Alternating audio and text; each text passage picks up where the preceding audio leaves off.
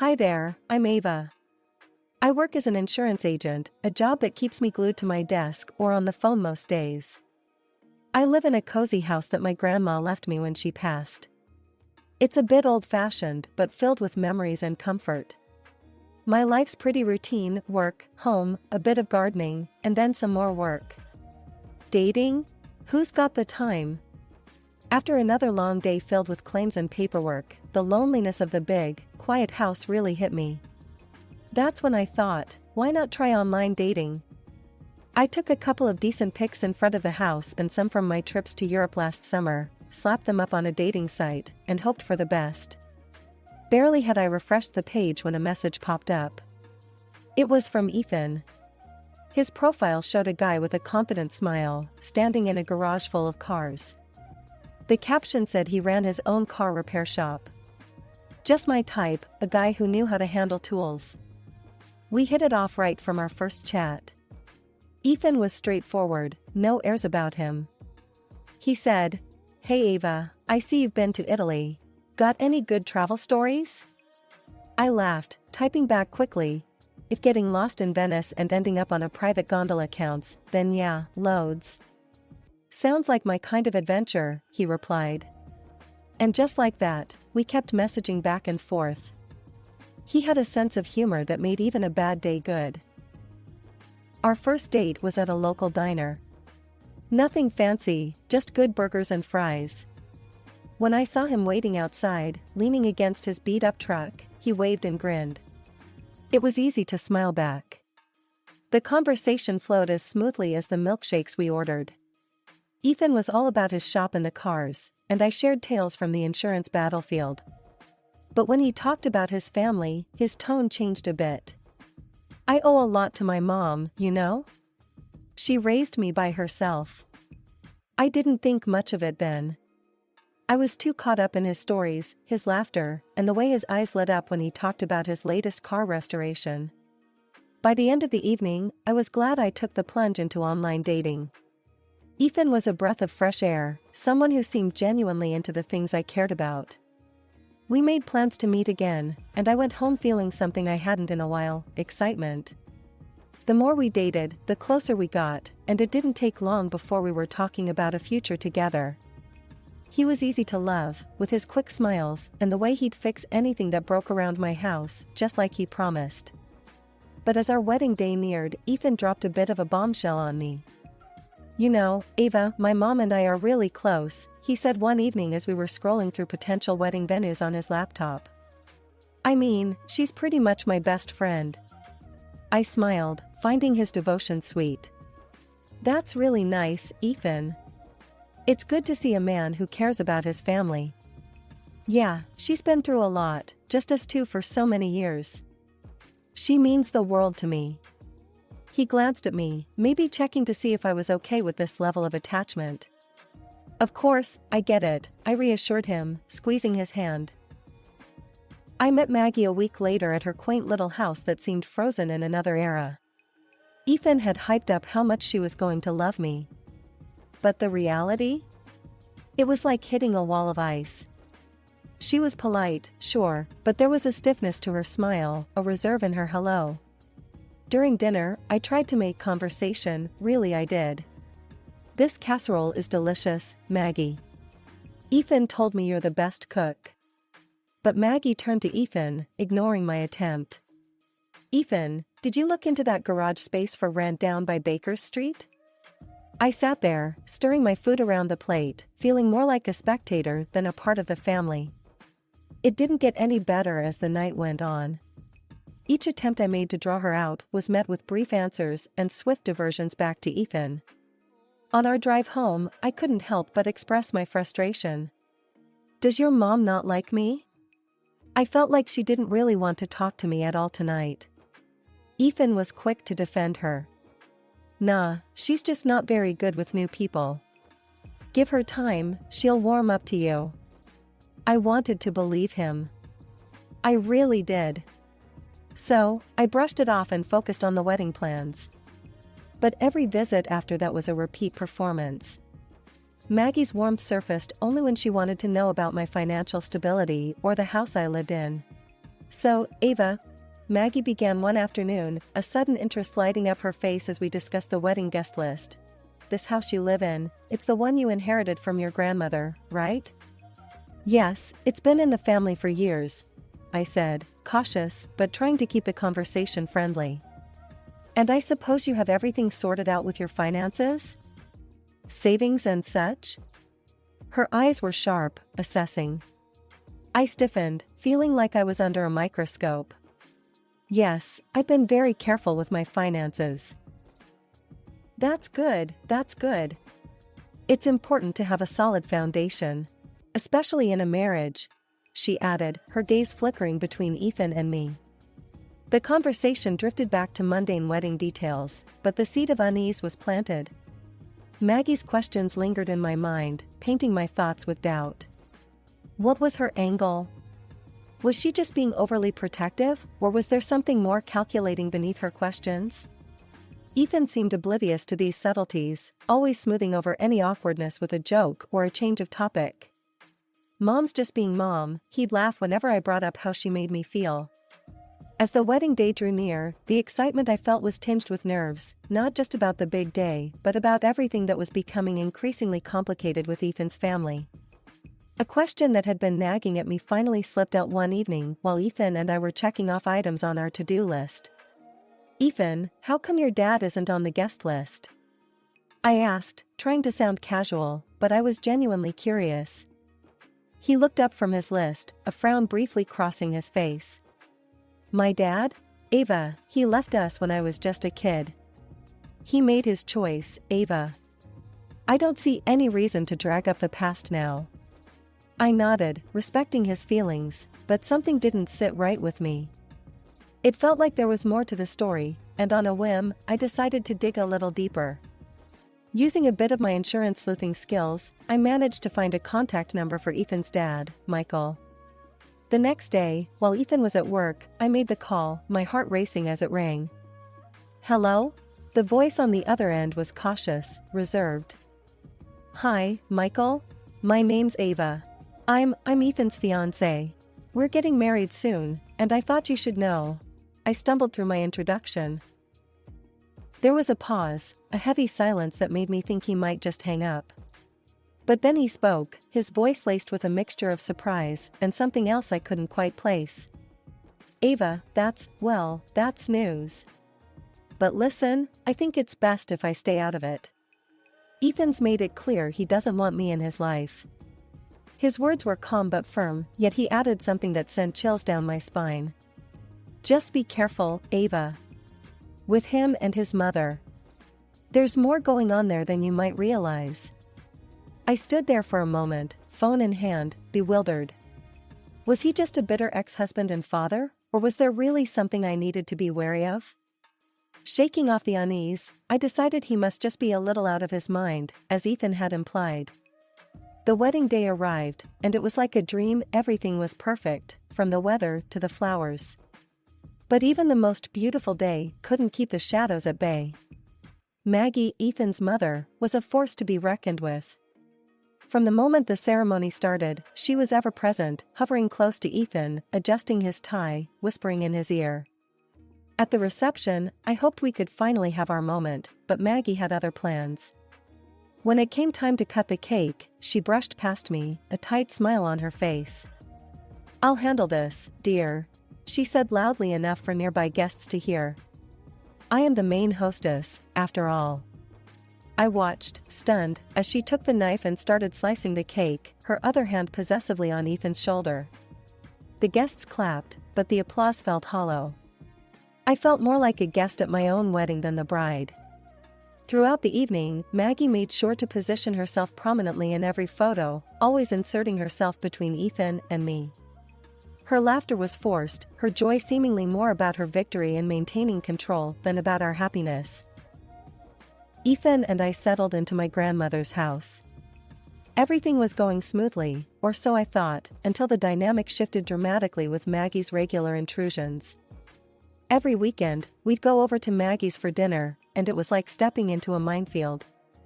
She was all sweet smiles to Ethan while serving up a side of snide remarks to me. Ava, try the roast.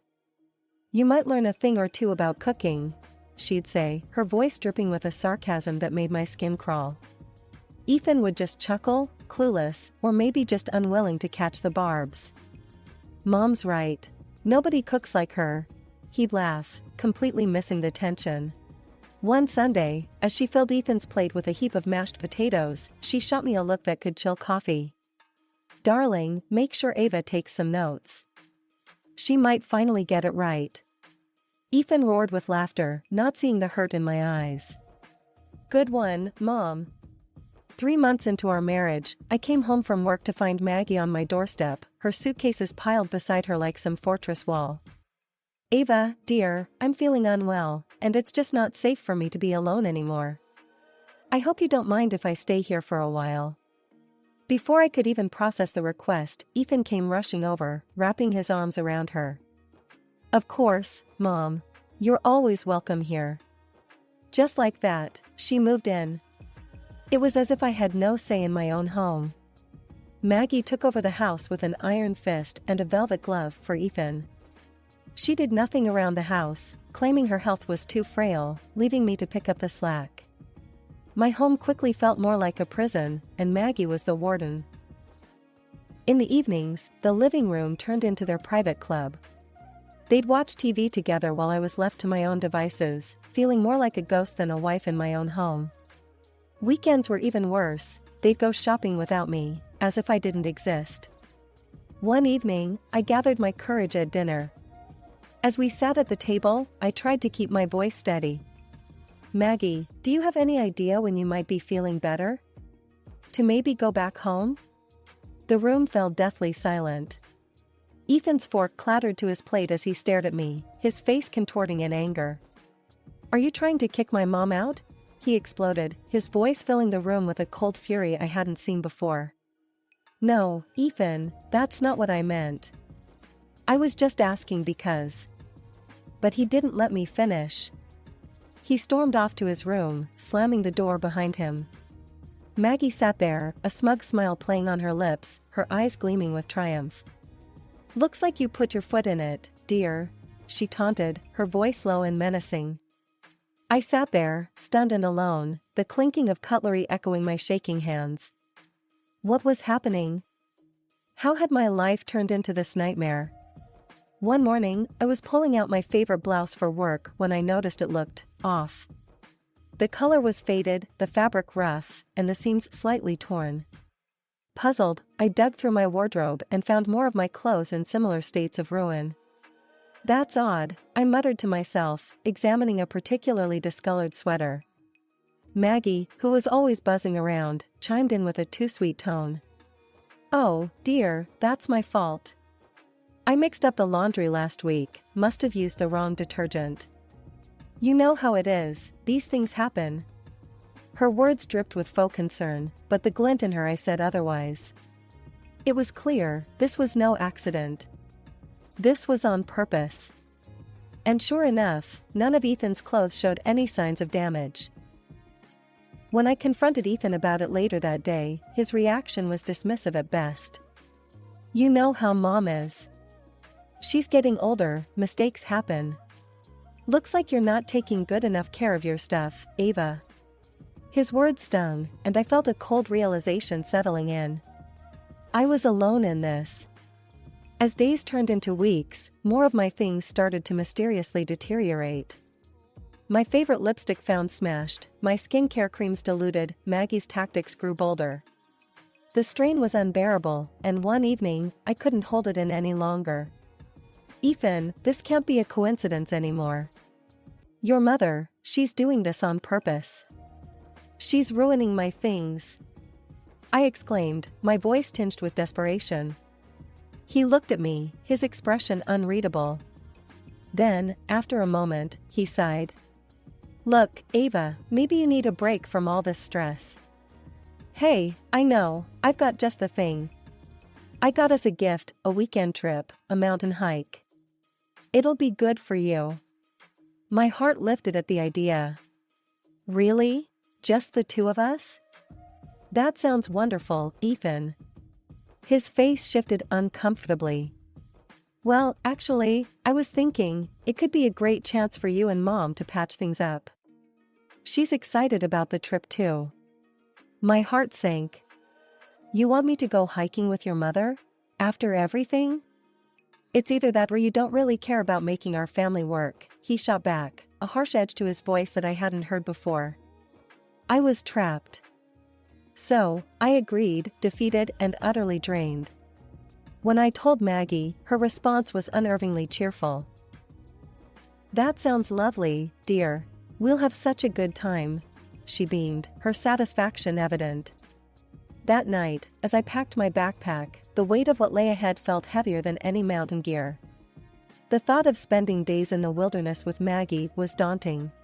The morning of the hike was crisp and cool, the air fresh with the scent of pine and earth. As we set out with our group, Maggie seemed unusually pleasant, chatting with other hikers and even sharing jokes. For the first few hours, everything went smoothly. The scenery was breathtaking, with vast landscapes stretching out under a brilliant blue sky. Maggie kept pace and didn't complain, which eased some of my tension. Maybe, just maybe, this could be a new beginning for us. However, as the terrain became more challenging, Maggie began to slow down, her breaths turning heavy. Ava, darling, I need to rest for a bit. Go on, I'll catch up. She gasped, stopping to lean against a boulder. I'll stay with you for a bit. We can go slow, I said, settling next to her. After a short rest, we attempted to catch up with the group, but Maggie's pace was slow, and it wasn't long before we were alone. The sounds of our companions faded into the distance. How far do you think they've gone? Maggie asked, her voice tinged with worry. Please check from that rock over there. You might get a better view. As I climbed the rock, focused on locating our group, I felt a sudden, sharp shove from behind. My feet lost their grip, and I tumbled forward, the ground rushing up to meet me as I blacked out. When I regained consciousness, the pain hit me like a wave. My arms were scraped and bruised, throbbing with each heartbeat. Worse, my leg was twisted at an odd angle, pain flaring with even the slightest movement. Panic set in as I realized Maggie was gone, along with my backpack that had my phone, water, and food. Maggie! I screamed, hoping she was nearby, that this was some terrible mistake. But there was no answer, just the rustle of leaves and the distant call of a bird. As dusk approached, I knew I couldn't stay on the ground, the risk of wild animals was too real. Wincing with every movement, I managed to pull myself onto a large rock, where I spent a chilling, miserable night, shivering and waiting for dawn. At first light, I forced myself off the rock, pain shooting through my leg. I had to find our trail, had to get back to where the bus would meet us. Every step was agony, but the thought of being left behind drove me forward. Hours passed, each one a test of my will. Finally, I heard voices. A group of hikers appeared like a mirage through my tears of pain and relief. Help, please, I need help, I cried out, my voice hoarse. They didn't waste time with more questions. One of them radioed for help while the others made me as comfortable as they could. Eventually, rescue services arrived, and I was transported to a hospital, the pain a constant companion. I woke up to the sterile whiteness of the hospital room, the beeping of machines punctuating the silence. My injuries ached, but the pain was dulled by relief. I was alive, rescued, and far from the perilous cold of the mountain. Tears of happiness rolled down my cheeks, not just from the pain, but from the sheer joy of survival. With trembling fingers, I reached for the phone on the bedside table. My first call was to Ethan. My heart pounded as I dialed the number from memory, rehearsing the words in my mind. He needed to know the truth about his mother, about what happened. Ethan, it's me, I started, my voice quivering. I need to tell you something important. Your mom, she pushed me off a rock and left me there. His response came fast and fierce, a torrent of anger that I hadn't anticipated. You're lying, he yelled into the phone. My mom told me everything. She said you abandoned her up there and faked your injuries. How could you accuse her of such a thing? I'm not lying, Ethan. It's the truth. She left me there alone. My plea cracked with emotion. You're just trying to tear us apart. I can't believe you'd stoop this low. You know what? I don't want to see you. I want a divorce." His words were like daggers, and before I could respond, he hung up. Stunned, I lay back against the pillows. His words echoed in my mind, a harsh reminder of the tangled web I was caught in. As I processed the shock, a thought surfaced, the warnings from Ethan's father, Michael. Maybe he would understand, maybe he could help. I found his number and dialed with shaky hands. "Michael, it's Ava. I need to talk to you, it's urgent," I said as soon as he answered. He was at the hospital within the hour, his expression grave. We sat in the small, cramped space of the hospital room, and I told him everything. Michael listened intently, his brow furrowed in concern. When I finished, he sighed deeply. "I've always known she was too attached to Ethan, but this is something else. She once tried to harm me too, did something to my car brakes. Wanted Ethan to have everything. Why didn't you go to the police?" I asked, my voice barely above a whisper. "I had no proof, just suspicions. Nothing concrete enough to take to the authorities," he explained, his voice heavy with regret. "We need to do something, Michael. We can't let her get away with this," I insisted, the resolve hardening in my voice. That night, lying in the dim glow of the hospital room, I called my mother. It took some persuasion, but she agreed to play a part in the plan we were forming. "Mom, just casually mention to Ethan that I'm dying. Say the injuries were worse than they thought," I instructed her, my voice low. The morning after my call with my mother, the hospital room's door swung open. I braced myself as Ethan and Maggie strode in, their faces a mix of faux concern and barely concealed eagerness. I lay there, my breathing shallow, feigning the brink of death as we had planned. "Oh, Ava, you look terrible," Maggie said, her voice dripping with fake sympathy, but her eyes glinting with something akin to triumph. I moaned weakly, keeping my eyes half closed as Ethan hovered by the bedside, his expression conflicted but mostly impatient.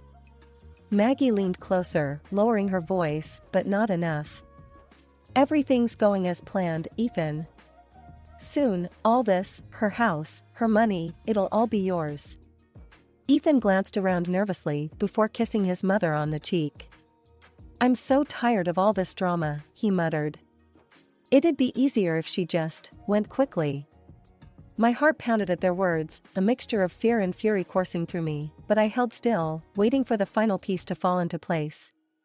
And to think, Maggie chuckled quietly, her cold breath brushing my face. It was so easy to push her off that cliff. She actually thought I was tired. And when I told the others she'd gone back on another bus, they believed it. That was the moment Michael chose to enter, his timing perfect. "Got all that, have you?"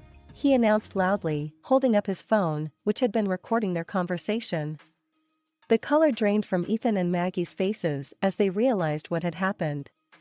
Ethan's mouth opened and closed, no sound coming out, while Maggie's initial shock quickly morphed into a scowl. She made a move as if to snatch the phone, but Michael stepped back, blocking her path.